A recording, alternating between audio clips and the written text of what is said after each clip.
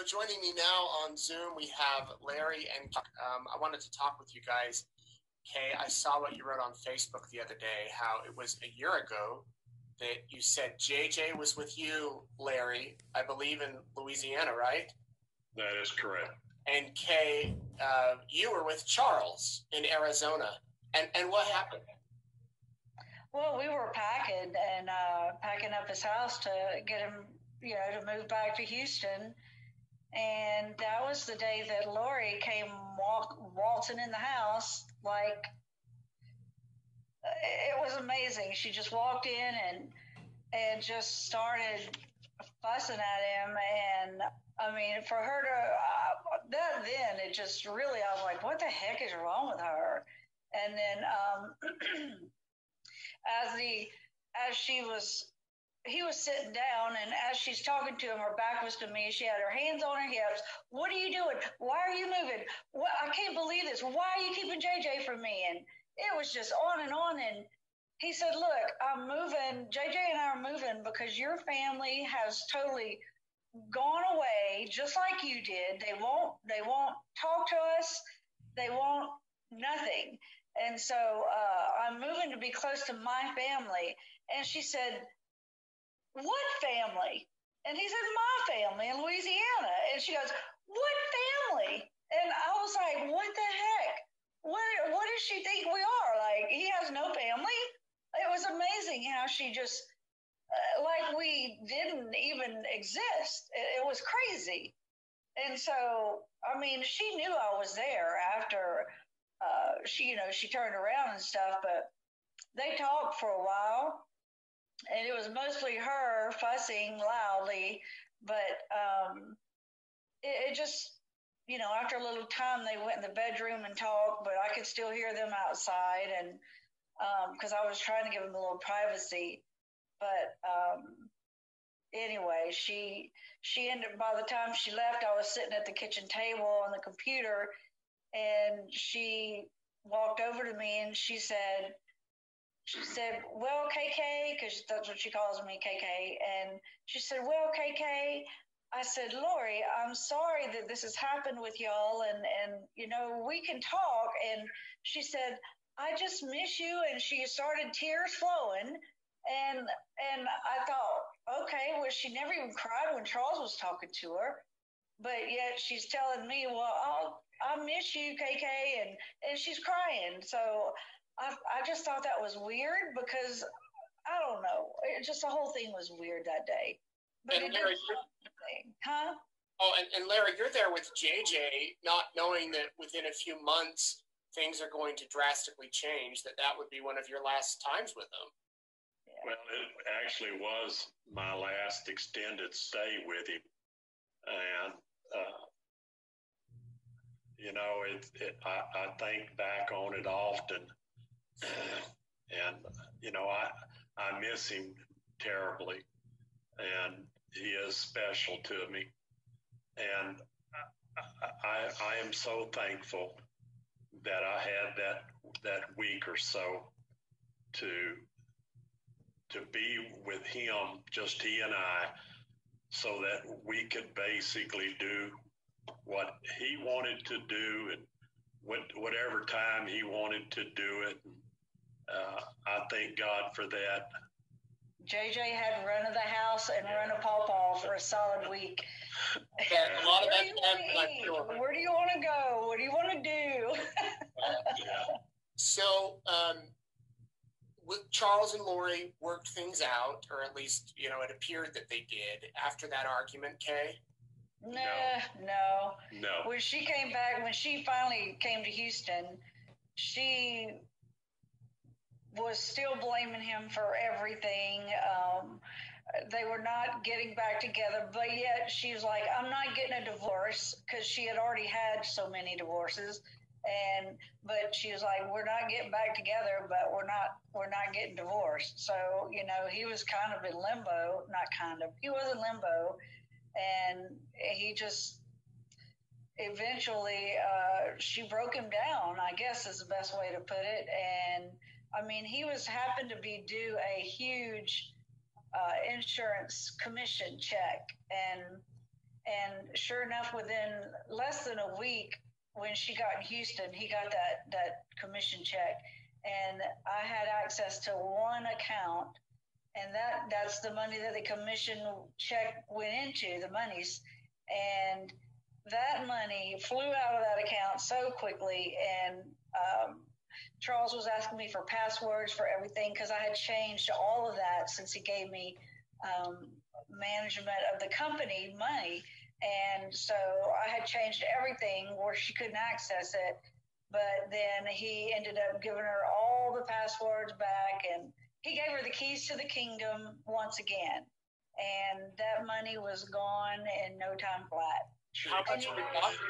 I haven't even told, I don't know if I've even told the police that, but after his death, I think there was $9,000 in the checking account, in his business account, and $6,000 was moved out a day or two after.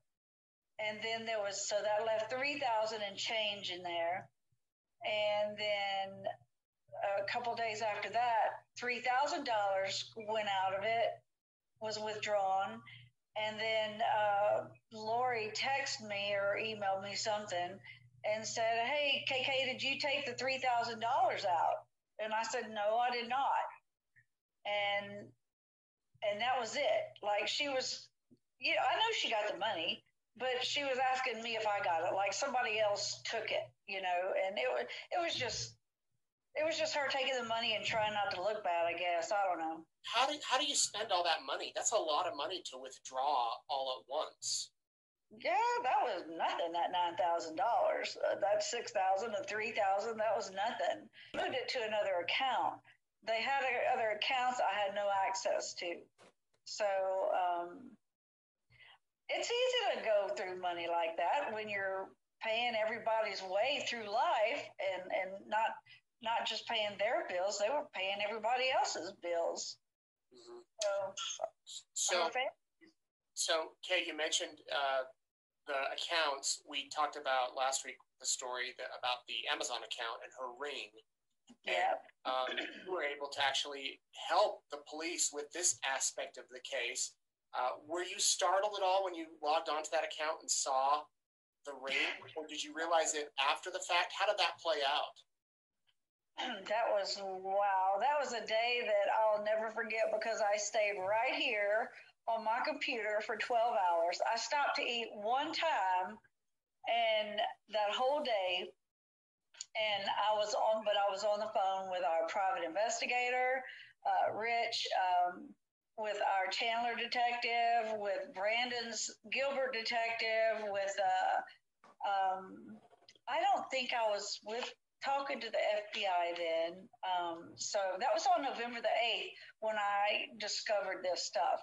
So yeah, absolutely, I went through every email and every account that I could get into because I knew his favorite passwords, and so it was usually one of three passwords, and so I was able to manipulate things that way and I got into accounts that I had access to before, but then after Lori took things over, she changed everything again to where I didn't have access to them. So on November the 8th, did you know that she and Chad had been married? Because that was within a few days there. No, I did not know that at that time. But you saw the searches for the wedding apparel, things like that. Yes.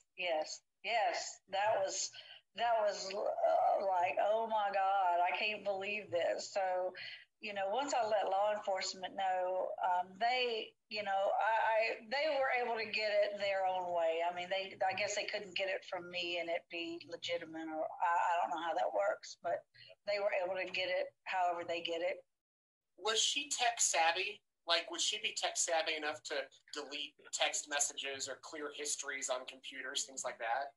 She could delete text messages. Things are easy like that. But to think that she never even thought that to the Google account, that Charles's Gmail account, that was pretty short-sighted on her part. But yeah, that's par for the course because that's just how she was. She didn't get that kind of stuff. Some of the other things that have come out since we last spoke, the papers that Brandon Boudreaux down in Arizona filed, including an 8-page document that Ian Pawlowski, the new husband of Brandon's ex, wrote apparently after he met with the police, describing the religious beliefs that Lori apparently has, and frankly bizarre teachings about this type of stuff. And they talk about zombies and dark spirits, and it seems to insinuate that JJ and Tylee became zombies or became dark spirits. When you all found that out, I can imagine that's not the most encouraging news to hear. Well, I had known a few things before that about the light and dark spirits, and Brandon had talked to me at length about all of that stuff, although I couldn't explain it back to you right now if I tried, but because I don't understand the basic fundamental LDS, but although I do know that is not LDS doctrine. So anyway, yeah, he explained it to me, and it did scare me terribly, because how can JJ, a little 7-year-old, go from light to dark? Go from a good person and a good. It just makes no sense in my mind. With that, and then when I saw that Ring doorbell video that Garna had done a story about, that scared me to death. That just. And finding out that she was telling neighbors that he was her niece's drug baby, not her son.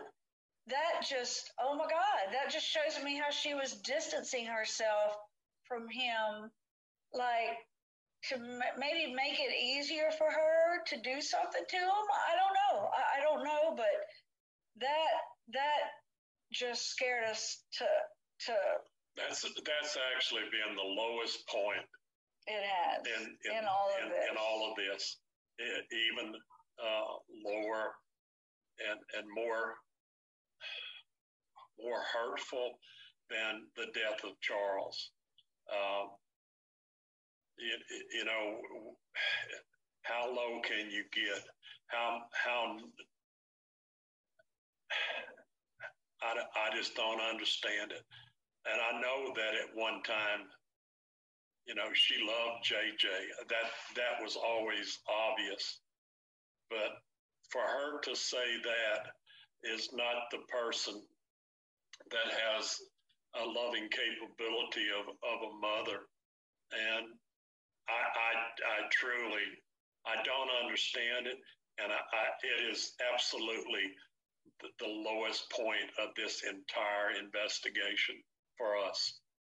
And the video you're talking about is Garna from KSL got it. Was the Ring video of the neighbor, and you can hear JJ uncharacteristically swearing and acting like he wasn't on his medication, which police then in court documents say that she had not filled up his medication to help with his behavioral issues. And I can't understand that, because that would have made him unruly, just very out of control, just angry, and all these feelings that he has without that medication. And so for him to not be taking it would have made her life incredibly easier, so much more easier than it would with him not taking it. And so the only reason I can think of her not giving it to him is either, number one, she didn't know where it was, or number two, because maybe she didn't want anybody to know where they were, or she was letting him be more agitating to keep her agitated, to keep her moving down the path she was on, which was a very dangerous homicidal path that she's been on since July. Yeah. You mentioned, Larry, a minute ago about it being a lower point than when Charles died. Have you guys even had time to grieve or mourn his loss? This was back in No. July. No. I mean, do you think it's going to all come rushing into you one day when this is all over? Or how do you process all of these new developments along with dealing with the death of your brother, Kay? Well, I guess I'm kind of weird in that way. A real emotional woman. You know how most women are very emotional, and I don't cry. I say I don't cry. I don't display publicly tears, or I don't know why I'm that way. I just am that way. And I do on occasion let it just comes out, and I don't have control. But Keith Morrison got me here while our last interview. I was like, okay, Keith, you got me.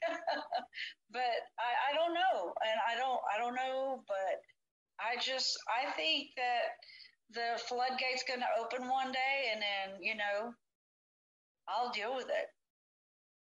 Let's talk about the billboards that went up just a few days ago here in Idaho. There's 2 of them up along the way and maybe a digital one in rotation. Seeing the pictures every day on the road. I saw it this morning driving to Rexburg. I guess that's kind of a relief, or you guys are behind this effort to maybe people that haven't seen this online or on TV can now get the case. Yeah, it was a wonderful gesture for Lamar Advertising. Kent Marlborough, I think is his name. My sister-in-law, Cheryl, had reached out because we wanted to get a couple of billboards for this reason. And when she reached out to him, and we had full intent of paying for it, but once we reached out and he said, no, we're going to tell me how you want it, and we're going to put it up, no charge. And then he gave us a second. And then I think there's an electronic one. I'm not exactly sure where it is. Is it by the college? Yeah, somewhere around the college. So, I mean, that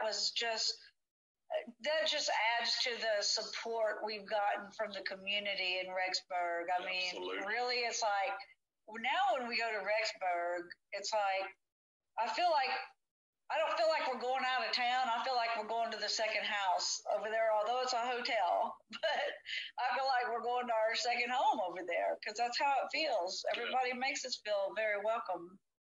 Do you anticipate coming out to the preliminary hearing if it's still held in May, assuming the coronavirus is all taken care of? We will be there. We will be there. And are you expecting any new developments between now and then? Oh, you can never, with this case, you can never, ever make a guess. Because if you guess, something's going to happen and it's going to be different than what you thought. So this case has been so unpredictable all the way through. So, The main thing is that I want to say about the community and the billboards is just more or less reiterating what Kay said. Rexburg has really turned into our home away from home. The people are just so generous and they're so caring. It's just a pleasure to be up there dealing with the local authorities, the law enforcement, judicial system. I just can't imagine having to work in this case with any other groups. I mean, they're just good people. Yeah. And I mean, we just appreciate them and we pray for them. I mean, they're doing a hard job, but I'm sorry. Like Rob and the prosecutor and the detectives, and at any time we can call them and they're going to answer their phone, and if they don't, they will call me back quickly, and they answer our questions. They answer what questions they can. Yeah. Now, there's a lot of stuff they can't answer, but we respect that. I mean, I understand that. So, when they say they can, okay, well, we don't push it. We don't. So, but they have been very forthcoming and understanding and they're fully committed. Yeah. You guys, and we have to thank people like yourself. I mean, y'all have bit on to this bone and have not turned loose of it. And there's so many people in the industry, in your industry, that just shows so much kindness and respect of what we're going through. Because I can well assure you that on a day-to-day basis, it is extremely tough on us. It's extremely tough families, and I just can't imagine somebody doing this and not having the overall support that we have.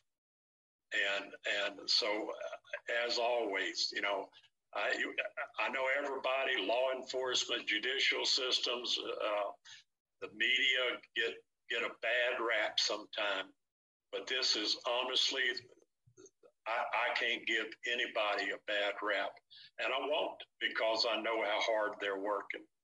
you guys, So I thank you for that. well, thank you very much. You guys, I know since day one, have really made the focus on JJ and Tylee, and after Lori's first appearance a few weeks ago, that's all you wanted to talk about afterwards, that these kids are still missing. Knowing what's come to light with these court documents, the zombies, all of that. I mean, the billboards are still up. Are you still holding out hope? I'll hold out hope until they close the door on my casket. I will never give up the hope that JJ will be returned to us. And I just can't imagine. We have our low moments, and don't think we don't. Since we got home from this last trip to Rexburg, it's been it's been 3 weeks now, I think, since like March 7th or so we've been home. Yeah. And this is the longest we've been home since the end of December, number one. And so honestly, when we got back from there, I stayed in bed pretty much for a week solid, just exhausted and depressed too, I suppose. And it just all caught up. It all caught up with me for sure, but he's got more energy than I do. Well, you both have been tireless advocates, and I appreciate you speaking with me. Is there anything that you want to clear up, or any message that you want to get out, particularly today? It's kind of been a few weeks since there's been some news about the kids, and this can kind of out there, but anything that you guys want to discuss? Just, Lori, tell us where the kids are. Chad, tell us where the kids are. It's the same request. You know, the longer it goes that Lori doesn't talk about them, that's more my worry, because if she knew where they were, if she knew and Chad knew where they were, why would they not say something? Because she's claiming that this is a custody issue. It has nothing to do with custody. It has nothing to do with that. I've read, and I'm getting this from stuff I've read, that she told people that it was a custody issue, that we were going to get JJ back and give him to his biological mom and dad. And that couldn't be any further than the truth. And she knows that. And she knows it. And so let's just say that was my reasoning for it. No court in the world would go through with this custody thing without vetting us first. That experience you had a year ago, was that the last time you saw Lori? That is the last time I saw her.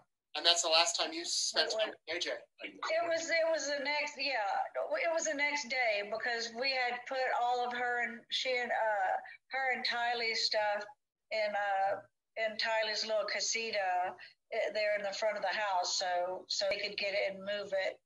But yeah, that was the last time I saw her. Is there any message that you want to get out today as you talk to the people of Eastern Idaho? I want the public to be aware, to keep looking for the kids, because honestly, our take on all of this stuff is I don't care. I don't care what happens to Lori. I don't care what happens to Chad. I don't care if they ever face a day in jail. I really don't. I want to know where the kids are. One way Period. or the other. Tell us. Tell us where they are. Yeah. Just, that's all that's important. All the rest it'll work itself out. But tell us where the kids are, and most of this stuff will go away. You know, I told Chad here a while back on an interview that he needed some time to get away from Laurie, to think about how much his life has changed since I guess the day that he met her. And we don't know exactly when, and at this point, I really don't care. But Chad, you've had some time now to be away from her, to visit with your children, to visit with your grandchildren. Look in the mirror and ask yourself, is this worth Laurie? And I can tell you right now, not no, but hell no. Think about, Chad, think about how you would feel if this were your grandchildren. How would you feel?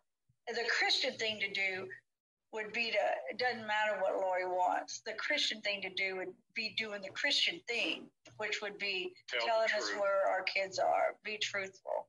Where are the children? Where are the children? Where are the children? That's all we want to know. And I hope that this time alone in his life, as there's reflection. And I think the faster he can drop her like a hot potato, the better his life is going to be.